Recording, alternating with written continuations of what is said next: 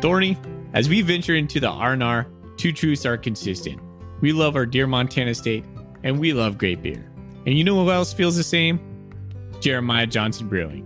Brewed in the heart of Montana in downtown Great Falls, Jeremiah Johnson takes Montana's finest ingredients to craft some of Montana's favorite beers. And now, Jeremiah Johnson's second tap room is open in downtown Coeur d'Alene. Their Citra IPA is probably one of my favorites. But we all know, Thorny, you're not the hop lover I am. You're more of a Mountain Man Scotch Ale. Well, Foley, I'm certainly not a mountain man, but you are right. I do love their Mountain Man Scotch Ale. But come game day, you and I are both cracking their Golden Bobcat Pale Ale. So when you're looking for a quality craft beer brewed with Montana roots, a relaxing tap room, or just a six-pack to take to your favorite Bobcat tailgate, Jeremiah Johnson delivers. Make your next beer a Jeremiah Johnson, and as always, go Cats.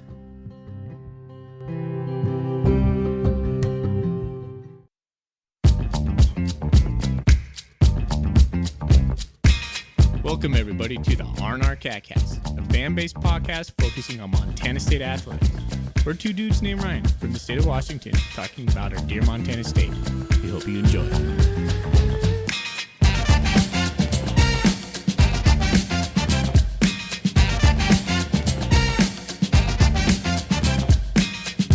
All right, welcome back, Bobcat fans. So thanks for joining us on another episode of the R&R After Dark. We're here to break down the win over Idaho, the narrow win over Idaho, give you our gut take, reactions on that, as well as we're going to cover what's going on in the Big Sky tonight. Thorny, how are you doing, buddy? Doing all right, man. Feeling pretty tired, but, doing all right. How about you? Well, I've had the range of emotions today, from everything from elated to mad to sad to tired to all of it, man. So I'm here. It's football. I'm just glad we won. I'm just glad we won, dude. That's the end of the day. A win to win. All right. Well, let's get into the Big Sky. We'll talk real quick. We'll just give the updates on the games. We'll start off with Montana State. We'll get into the Montana State game, but it's worth noting the Montana State moved to 9-1, 7-0 in the Big Sky, beating Idaho 20-13. That's the game we'll talk about here in a moment. But to be 9-0 in the Big Sky, 9-1 overall, that's a huge thing. That's going to help get us a seed in the playoffs. No doubt about that. Now it's just what seed are we going to have? That will be determined after the Grizzly game on Saturday. Yeah, it feels good to at least have a home game locked up for the playoffs at the very least.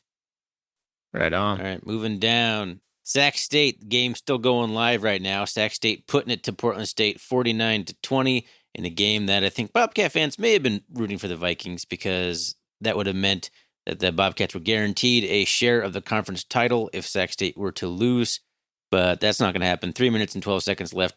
Sac State up 49-20, putting it to the Vikes. Yeah, I was really rooting for the Vikings there, but it's not going to happen tonight. Guy can dream. Alrighty. Down in the thin air of Flagstaff, Arizona, Grizzlies took down the Northern Arizona Lumberjacks 30-3 in a defensive battle for them. They scored twice defensively. Not much going on in the offense for the Grizzlies, although Cam Humphrey had a decent day. He had 280 yards, 21 of 37 with one interception. So good job on the Grizzlies. They improved to 8-2 in the Big Sky, or 8-2 overall, 5-2 in the Big Sky. And then moving even, I guess further north, trying to figure out my geography here. In a game that I believe you called an upset special at the beginning of the day. I'm going to call you out a little bit for that. You decided to poke into our Twitter thread there. Like, I'm calling it the upset of the day, Southern Utah over Weber State. Weber State won that game 62-0, scoring 31 points in the second quarter. Bronson Barron tossed 3 touchdowns on 225 yards. Dave Jones for Weber was a leading rusher for 14 carries for 55 yards. I don't even know how they scored that many points, but there you go, 62-0. Not much of an upset there, as Southern Utah is just getting pummeled by everyone on their way out of the conference. Good. The fact that Weber put up 62 points is just outstanding to me. There must be some defensive touchdowns in there, or some kickoffs or special teams or something. Well, the mighty have fallen, right? Weber State's going to be 5-5 this year. We're just sitting at 5-5 right now, 4-3 in the Big Sky. That's just weird to see Weber struggling like that. Yeah, it is. All right, a game I watched a little bit just recently. It was the game down in UC Davis, Eastern Washington bounced back a win 38-20.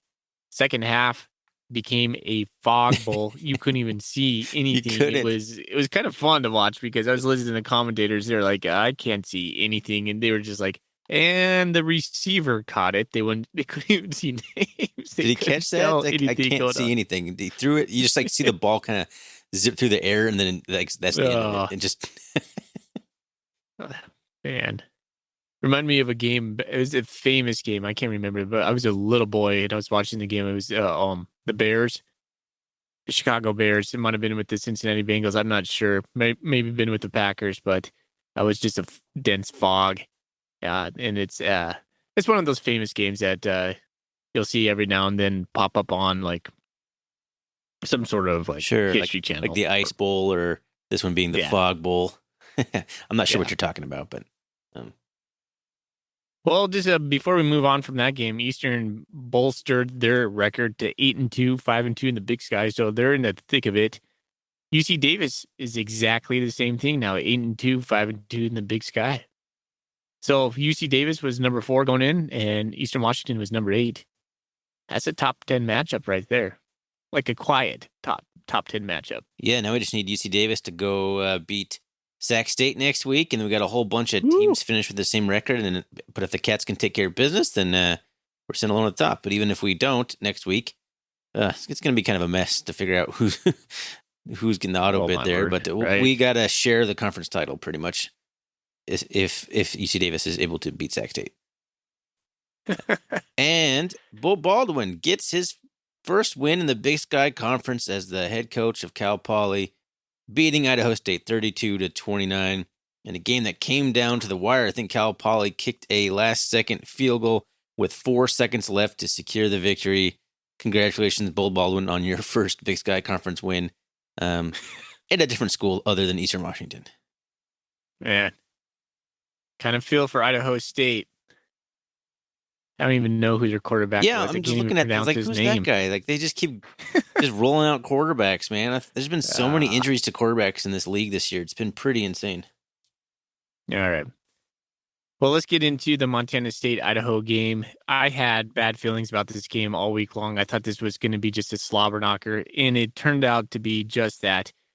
Well, when we play Idaho, it's just something that doesn't go pretty for the Bobcats, and that proved to be the same thing on Saturday. You're saying that like there's some sort of big history. We've played them like 2 times like the last 4 years before this. You know, And one time they were FBS. we've played them 3 times, and well, since they've gotten back to the FBS or FCS in 2016. We played them. That would have been Jeff Choate's very first game. I remember that game. We lost 17-20. 2 years after that, in 2018, they came with Mason Petrino dinking and diving us all down the field. They, I think, held the lead to that game until the fourth quarter, and we won 24-23 against them in Bozeman. And then today, we beat them 2013. So, yeah, I mean, not a long history of recent, but when we've played them, and they've been close games, very physical games for sure. Yeah, I mean, they're similarly built to like Weber State or Montana State, where they're pride themselves on defense and physical offense and kind of ball control offense. So, it was not a good opponent, in my opinion, to have before Cat Grizz. And it turned out my fears kind of came true that it would be a game that I thought we could win, but I was afraid we'd get beat up, and we did. We lost a few players, and we'll get into that a little bit. But yeah, a win's a win, man. And you were right. You had a bad feeling all week, and I was like, no, we'll be fine. And I mean, we won, but it was not pretty. Nope, that wasn't pretty. So we'll get into the good and the bad and the ugly. Let's start out with the good. I'm going to play kind of like a little spin on this. I think playing a tight game, a meaningful game going into the fourth quarter, and then having to kind of rally the troops, make some stops, play all team ball at the very end. I think that's a good thing for the Bobcats. It's something they hadn't, had this year yet, and maybe a little silver lining coming out of Saturday. I mean, we learned that we, can still win a ball game without Afonso, or at least learned how to win a game without Isaiah Fonse. So, I mean, yeah, you're right. That is definitely a silver lining, being able to figure out how to win in a tough environment without some of your key players, a team win. My good. First thing I want to say here is just, getting the seniors a win on senior day. I thought that was pretty awesome. And on top of that, getting them another home game. So the win guaranteed that the seniors will get to play in Bozeman one more time. So I thought that was pretty cool. Give props to Lane Sumner. Lane Sumner spelled for Fonse and Elijah Elliott in the second half. I thought as the second half went along, Sumner got even stronger, started being more patient with his reads, and had some big plays down the end that sealed the game up for us. Yeah, it kind of looked a little bit like I think we were expecting him to look. It's been such a Isaiah Fonse show this year. Other people haven't even got a chance to really get any sort of rhythm. And now you saw another guy finally get more than 10 carries, and he was able to be, a little bit productive, 46 yards. So not too bad. I was happy to see in my good category, Daniel Hardy kind of come back to life. I feel like he's been kind of missing. I think I did the stat. He had like 9 total tackles between Idaho State and Eastern Washington, like no sacks. He just wasn't, playing, wasn't his normal dominant self. But in this game, he had 7 tackles, 2 sacks, 3 tackles for loss. That's kind of more the Daniel Hardy game that I was hoping to see. So it's good to see him kind of get back on track. No doubt. Another guy on the defensive front that he's been kind of a rising star to me is Brody Grebe. I just love watching him play. I think the way he rushes the passer, it's kind of like Jason Scrimpos. He used to do it, but I think he's faster. He has ability to duck like the outside leverage, and he's just very disruptive. He really frees up a lot of guys. Like he makes plays that other guys capitalize on because he's pushing the pocket or he's getting there. He's touching the quarterback first. I don't know. He's a playmaker. I just really like what I'm seeing out of him early on. He's from like Melstone, which is like this tiny town. Yeah, I'm not even entirely sure where that is, to be honest with you. I think that's halfway between Butte and Helena. I was trying to tell my parents where he's from, and I was like, I don't remember where it's from. It's like, it's a Roundup type town. It's not Roundup. That's all I could think was Roundup. Yeah. But Melstone, yeah. Yeah. I don't know what else I have to really say about the good category in this one. We're talking like specific game stuff. It was kind of ugly. I'm going to throw Troy Anderson in my good category real quick. 17 tackles, 11 solo tackles. That was a pretty solid game for him. But even he had a few moments in the game that he probably wishes he could have back. So overall, man, just a kind of an okay, bland game that, win was more than anything in this game, just in terms of like keeping the potential alive for a number 2 seed or a number 1 seed or whatever, top seed, by winning the game and keeping the momentum going into kickers. So that's probably just all it comes down to is right there. Yeah. The last thing I would lump in the good category is just the fans. I think Montana State, the stadium was rocking, especially in the second quarter. Second half. It's really good to see. Last game of the season. Yeah. Well, really not. We'll have the regular home season game now. Yeah, last home game of the regular season. Yeah. Nice job. All right, let's move over to the bad. Who do you want to kick off? Ooh. Okay. 2 dropped interceptions.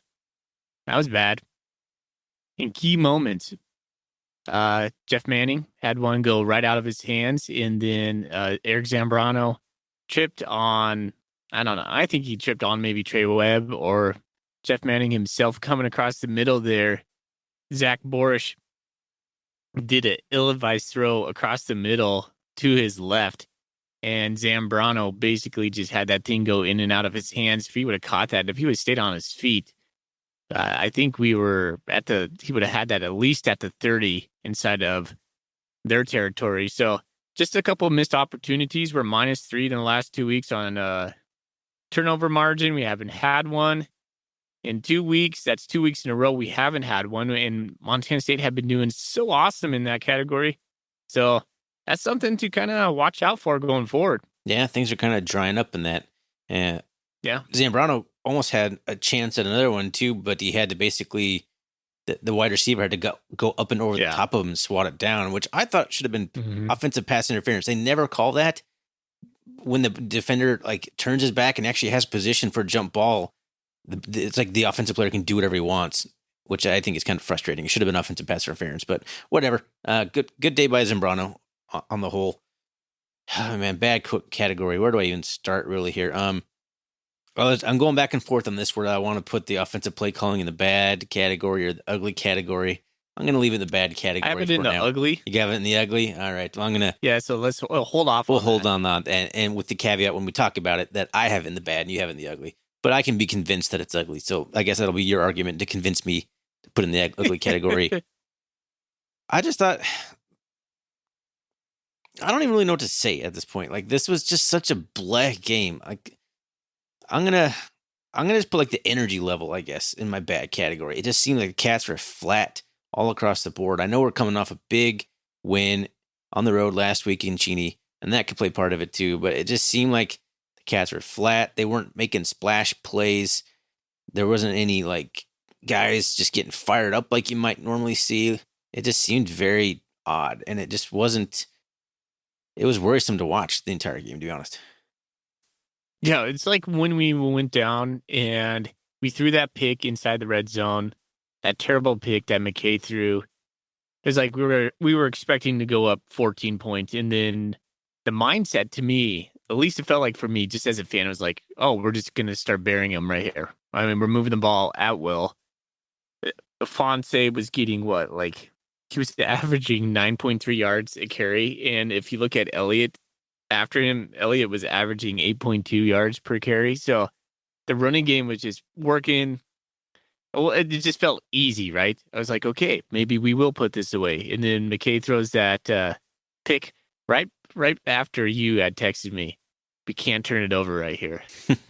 He jinxed him. Oh my gosh. It happened. And then the confluence of events going 3-and-out after right before half, and then we kick it away, and then they score right before half. So it was just this weird, like vortex of momentum that was taken out of the crowd, out of the players. It just felt like, no, this is not how this is supposed to go. And Montana State wasn't responding like, yeah, but we're going to take that momentum back. They didn't do it until the fourth quarter. So, yeah, I totally get what you're saying because it was a very frustrating game, and a lot of it had to do with the amount of momentum that Idaho possessed for pretty much the lion's share of the middle portion of that game. Yeah, it never felt like the Cats were going to, all right, here we go. Like, you never had this feeling like the dam was about to break. It never felt like that. You're just like, somebody just make a play so we don't lose. Like, that's basically how I was feeling about that entire second half. Like, how many 3-and-outs did we have? We started the second half with like 2 or 3 straight 3-and-outs. Yeah. Terrible.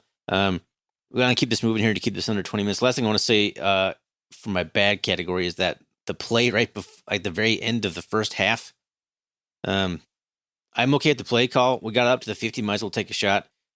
But Lewis Kidd whiffed on his blocker, and Matt McKay got crushed, and Matt McKay rolled up into TJ Session. So that was just a terrible play, a terrible way to end the half, and we got like an injured offensive lineman out of it. And I was worried that McKay was going to be injured too because he was slow to get up. So that was just a bad play, and that was kind of Lewis Kidd just completely whiffed on a block, which is kind of uncharacteristic of him. So just an overall bad play.